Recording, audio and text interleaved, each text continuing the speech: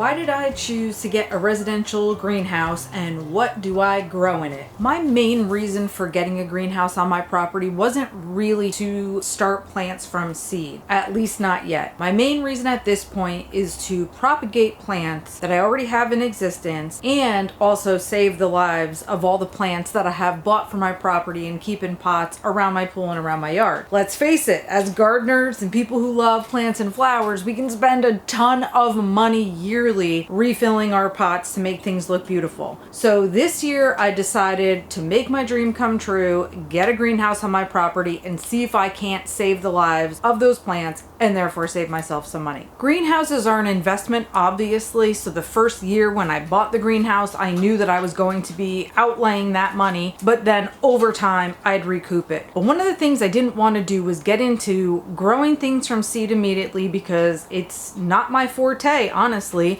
and end up losing those seedlings because I don't understand the proper balance of temperature and humidity inside my greenhouse. Temporarily, my snake plants are living inside because I don't want to mess them up any further by having them out here in an environment that I seem to not be controlling properly. So for me, seeds was not the way to go, again, at least to start. I have in my greenhouse now a selection of both perennials and annual plants and flowers that I will use to grow and expand my landscaping on my property, as well as give things away to friends and neighbors. I live in zone 8A in southeastern North Carolina. Our growing season is a solid several months long, which is excellent, but we do get freezing temperatures. The roots of our plants typically do not freeze as our ground does not freeze, but we do have the loss of the leaves and occasionally, of course, root systems that aren't as strong won't survive our winters here. So some of the perennials for me that I wanted to be able to bring inside my greenhouse are things like my banana trees, which I can propagate fairly easily. These babies want to just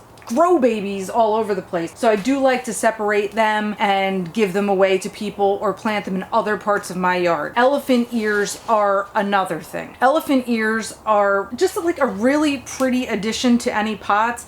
They can grow quite large if the pots are big enough for them. And the reasons why I wanted to bring some of these into the greenhouse, yes, they'll come back as perennials for me, but this way I don't have to start the growing season from scratch each time and wait for them to get larger. If I already have them growing in here, they could be a few feet tall. By the time, spring or whatever comes along, then my pots are that much further along for the pot arrangements that I'll be making. This cordyvine plant is something I've had for probably about 4 years now. It is not a perennial here if I were to keep it outdoors, but what I've done is I was able to transfer the pot indoors every winter. The trouble with that is the cordyvine goes into shock inside the house with the temperature change and whatnot and loses all of its leaves, which means by the time I put it back outside again after April 15th, which is typically our last frost date, I have to start from square one to get all of the beautiful fuchsia growth. So again, I have 2 of these plants that I've had for 4 years. Let's not make it lose its leaves if we don't have to and spark up some new brightly colored growth. Hibiscus. Hibiscus comes in a bunch of different varieties, so you can get some that are automatically perennial. These hibiscus, however, are not of a perennial variety. So we know in Florida, for example, you can have hibiscus all the time. They have that beautiful tropical look to them that I just love. Well, in order to save myself a little bit of money, as I said, instead of buying a brand new plant every year, hoping that I can bring it inside and maybe make it live, I wanted these guys to be able to live in a greenhouse. One of the things I want to try to save in my greenhouse is these hibiscus. You spend all this growing season making them beautiful. Now it's November,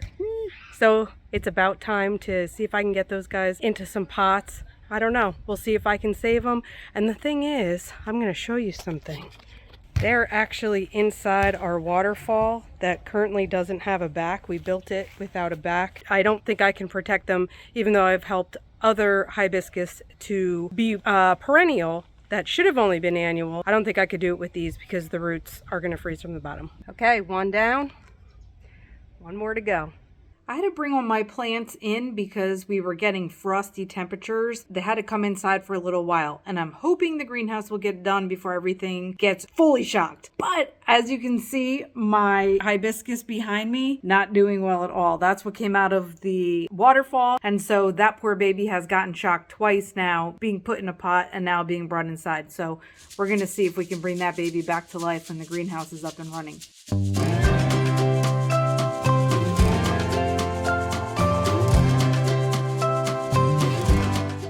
These two plants right here are the hibiscus that came out of my waterfall. They lost all of their leaves, but here they are coming right back, so success. I also have a couple of palms in here that I typically would have to bring indoors if I wanted them to survive a winter. This pygmy date palm cannot survive in the ground. I have tried it before, but the roots did die. This palm here, I can get it to survive outside. It will lose its fronds and then has to restart again, but I can have that live outside. This is a purslane plant. It's gonna have just beautiful flowers that will last me all summer long. I took that out of the ground just to make sure that it survived, and I'll replant it into the ground. So, you know, it's all a labor of love, right? Speaking of taking things out of the ground to try to get it to survive, I have this golden yucca, and it also propagates on its own, so I was able to separate one of those out to put it into a pot to keep in the greenhouse. They stay golden all winter long, which is really cool, so I'd like to have more of those in my landscape, so this way when other things are brown and not so nice looking, I do have that golden color to keep things looking a little more vibrant. A few other things that I took right out of the ground in order to be able to move them around or give them away. This is phlox, which is beautiful creeping plant that can end up cascading along the ground and over rocks in your landscape and everything. My lilies are already popping up. Probably gonna give those away because I have them. I can divide them up, I can give them away. So that's why these guys are here. And then I just have some white daisies in the back. I have about 100 billion. This baby looks very sorry right now, but don't you worry. This is a blanket flower.